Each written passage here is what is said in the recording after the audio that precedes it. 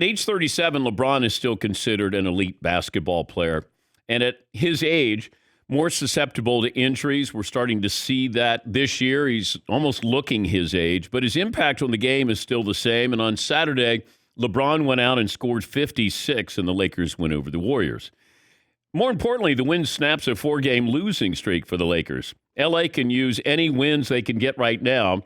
The team is still 7 games under 500. But the performance reminds you of just how special LeBron is.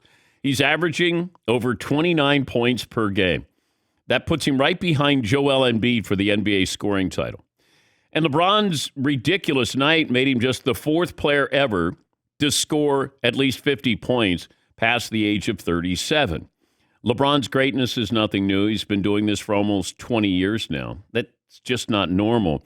So we might be ridiculing the Lakers and what they've done during the regular season, but it can get lost while we should be watching what LeBron is doing. Because the last time he averaged this number of points, he was back in his 20s. If he continues to age like this, we may actually have a little more time to enjoy him. And then you start looking at these numbers of players who have scored that many points at the age of 37 or older.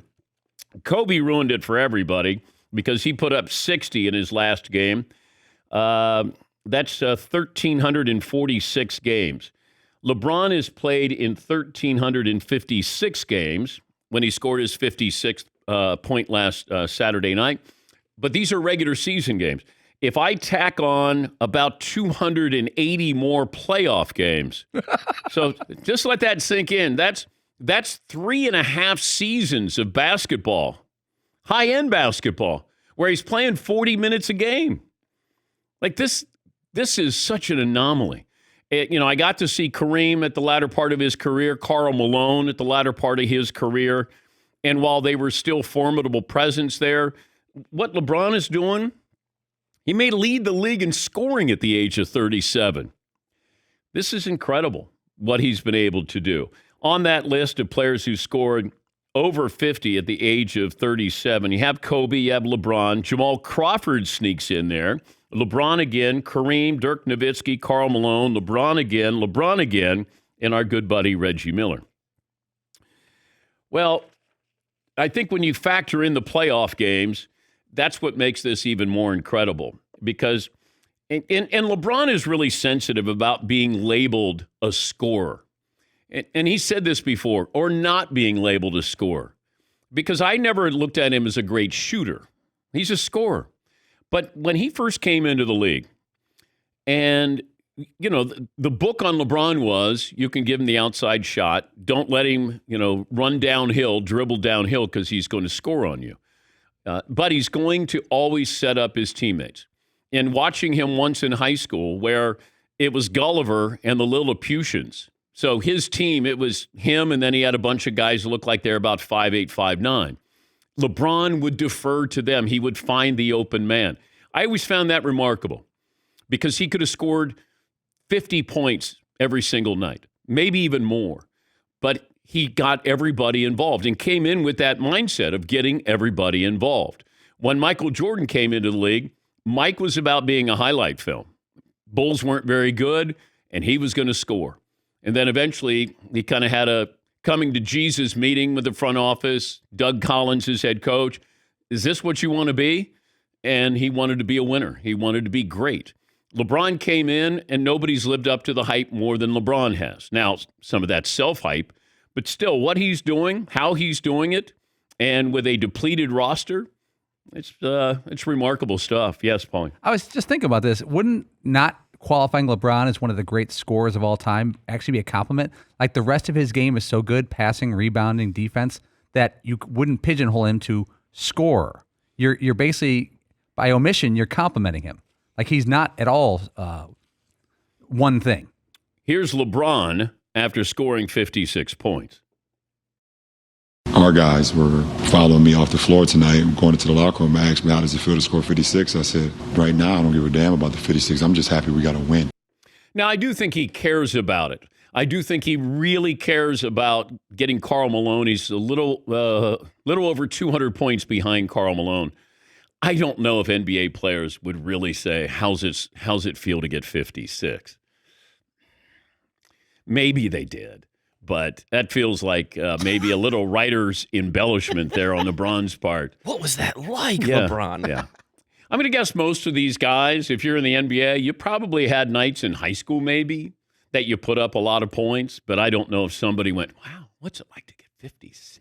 I mean, Springboro knows. Yep. Springboro, Clinton, Massey, they know. They got torched. Yeah, they did. They paid the price. Shooter, can't leave him open. Shooter. But I think this is really important to LeBron because the season has been a roller coaster ride here. Maybe you're a play-in game. Maybe you get bounced by the Phoenix Suns early. But I think this is really important to LeBron. Passing Karl Malone, and then you got Kareem next season. Yes, Eaton. But sort of like Paul was just saying, right? That we've always described Carmelo Anthony as a great scorer. Yeah. He's not a great basketball player, but he's a great scorer. Yes. Great. Why is LeBron so focused on lumping himself into what is used kind of as a slight for other people? I don't know. Like LeBron fights so many battles, and sometimes they're battles that he creates, and you're going, why do you worry about this? And maybe this is that motivation stuff. I'm going to prove you guys. I've never looked at LeBron and said he's not a scorer. I think he's the greatest all-around player who's ever played the game. Now, is that sort of dodging? Is he better than Jordan? It's different. No, it's like he's approaching the Jerry Rice kind of conundrum. Rice, what he did and how he did it and his numbers compared to everybody else who's caught a football in the NFL, it's just silly. But we don't consider Jerry Rice the best football player. We consider Tom Brady the best football player. LeBron, to me, will be the most decorated as far as all around with all-time records. Bill Russell's, the all-time decorated athlete with 11 titles. But I have that. I have that in place, understand it. And we get into these arguments where you pick your side, I pick my side. I'm fortunate to have seen both of them play in big games, win championships. LeBron is different. LeBron is a hybrid, and part of his game is partially due to Michael Jordan of wanting to go out there and have that killer instinct, and we did doubt that killer instinct for quite some time with LeBron. LeBron had this to say on his show, The Shop, about being labeled a scorer.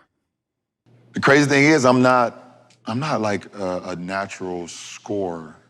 I loved getting my guys involved. I've always been that way. I've always the point of seeing my teammate succeed off my pass or having I've always been that type of guy.